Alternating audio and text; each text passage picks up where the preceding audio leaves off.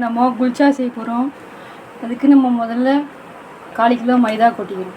தயிர் ஒரு 1/2 cup, baking powder 1/2 tablespoon, soda மாவு 1/4 டீஸ்பூன், சர்க்கரை 1/2 டீஸ்பூன், அப்புறமா தேவையான அளவு சால்ட்டு, தேவையான அளவு தண்ணி ஊற்றி பிசைஞ்சிக்கணும்.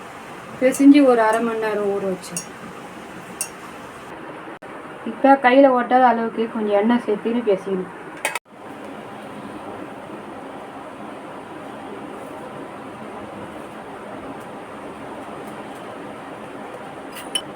இப்போ குல்ச்சா செய்யலாம். அதுக்கு திரட்டிக்கிறேன்.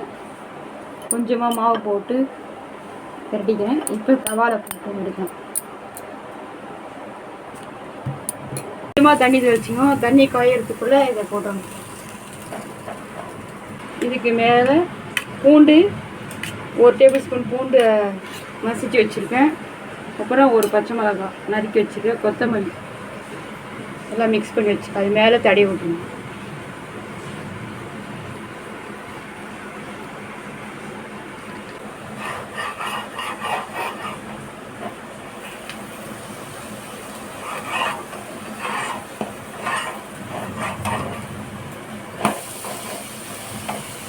இப்போ கொஞ்சமாக எண்ணெய் தடவிக்கலாம். பட்டர் இருந்தால் பட்டர் தடவிக்கலாம், அப்படி இல்லைன்னா எண்ணெய் கூட தடவிக்கலாம்.